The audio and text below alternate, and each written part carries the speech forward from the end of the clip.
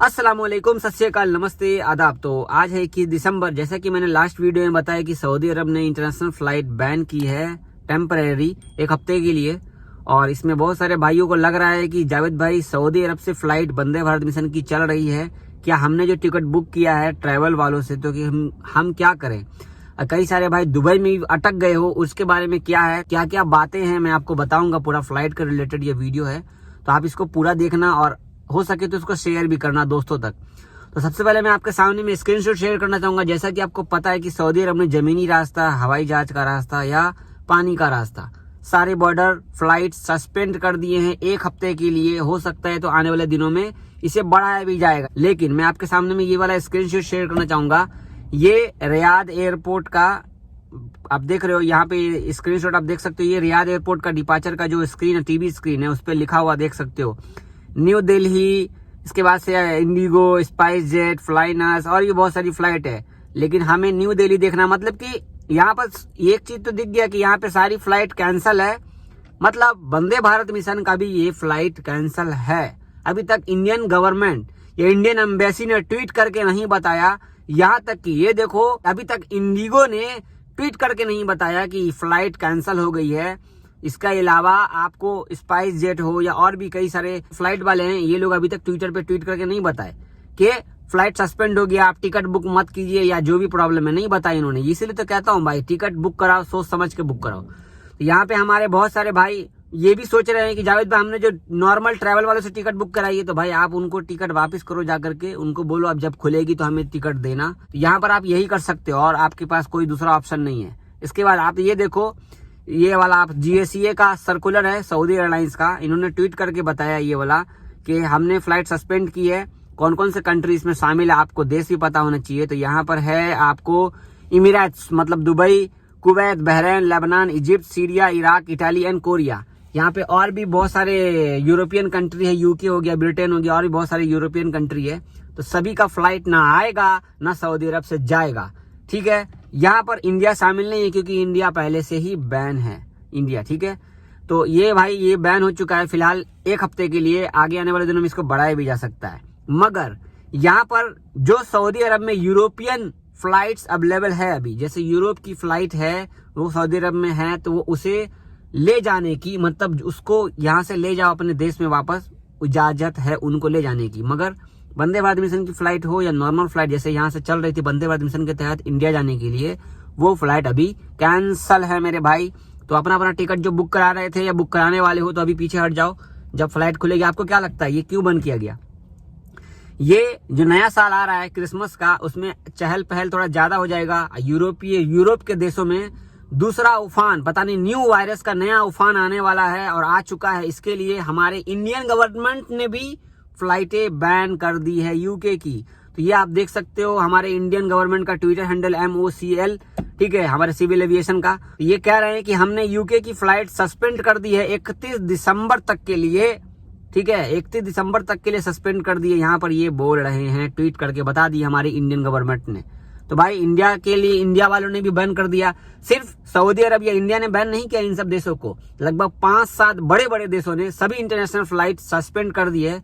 क्योंकि इतनी मुशक्कत से सऊदी अरब ने बड़े मुश्किल से इस कोरोना वायरस को काबू पाया। इसके बाद यहाँ पे देखो जिंदगी बहाल हो गई। हम गैर मुल्की हो या इंडियन हो या सऊदी हो या कोई भी हो, सबके लिए सोचने के बाद ये फैसला लिया गया। ये फैसला सऊदी अरब के स्वास्थ्य मंत्री के द्वारा लिया गया है। उन्होंने ये फैसला लिया है क्योंकि और सारे बड़े बड़े देशों में कोरोना वायरस का उफान दोबारा से आ रहा है, तो वो उफान हमारे यहाँ ना आ जाए। आपको पता नहीं कितनी मुश्किल से हम लोगों ने कर्फ्यू में काटे हैं दिन सऊदी अरब के अंदर में।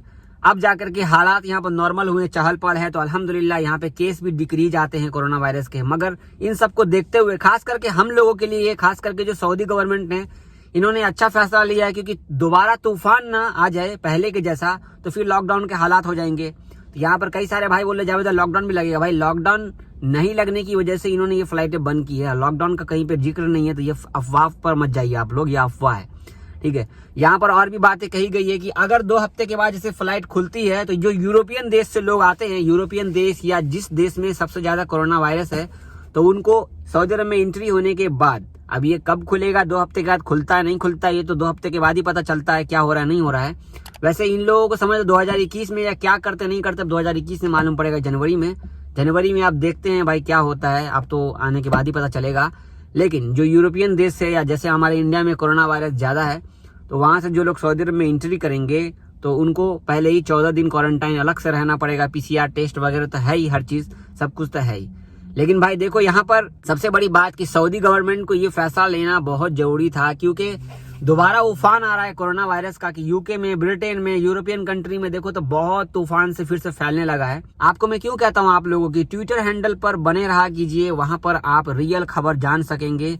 मैं इसलिए ये वीडियो बनाया हूँ क्योंकि अभी बहुत सारे भाइयों ने टिकट बुक करके रखा है। भाई मेरा खुरुज लग गया, अब मैं टिकट बुक करा लिया हूँ, अब मुझे जाना है तो मेरा खुरुज एक्सपायर हो जाएगा। तो भाई आपका खुरुज एक्सपायर नहीं होगा, क्योंकि ये सऊदी गवर्नमेंट ने ये बैन लगाया है ना, तो आपका इसमें खुरुज क्यों एक्सपायर होगा? क्योंकि इन्होंने खुद ही बैन लगाया, तो बेफिक्र हो जाए, सीधी बात है।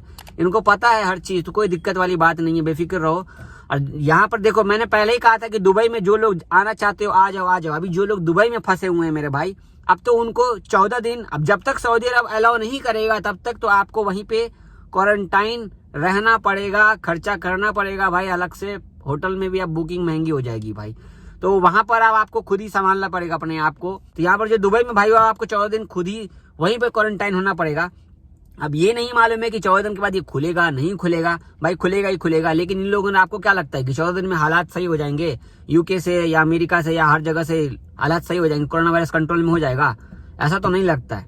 तो अभी ये इसीलिए सोच रहे हैं। आप देखो दुबई में बहुत सारे भाई बहुत सारे गरीब भाई हमारे जो दुबई में जाके अभी फंस गए भाई, उनको भी नहीं मालूम था, ट्रैवल वालों को भी नहीं मालूम था ये ऐसा हो जाएगा, किसी को भी नहीं मालूम था। कतर में भी फंस गए लोग, वाया कतर भी सऊदी अरब आ रहे थे, बहरीन में भी फंस गए, वाया बहरीन में भी आ रहे थे। तो भाई अब क्या कर सकते हैं? अब ये ऐसा सऊदी अरब ने ही सिस्टम को बैन किया, अपने सेहत को देखते हुए, सारे जो सऊदी अरब के लोगों की सेहत के बारे में सोचते हुए इन्होंने ये कदम उठाया है। तो इसके लिए ये लोग ने ऐसा कदम उठाया भाई। अब यहाँ पे अब आप लोग अपने आप को संभालो, दुबई में हो, अब तो आप एंट्री नहीं कर सकते, जब तक सऊदी अरब अलाउ नहीं करेगा तब तक आप एंट्री नहीं कर सकते।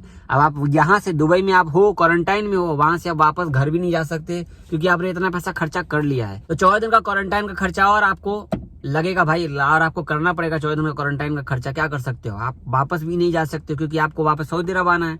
अब यहाँ पर देखना ये रहेगा कि कई सारे भाइयों का छुट्टी भी खत्म होने वाला होगा, या फिर आपका इकामा भी खत्म होने वाला होगा। तो आप अपने कफील को बोल करके बढ़वा लो। अगर आप दुबई में फंसे हो या किसी भी जगह पे हो, आप फंसे हो, सऊदी अरब के नजदीक पहुंचने वाले थे, तो आपने बोल के बढ़वा लेना।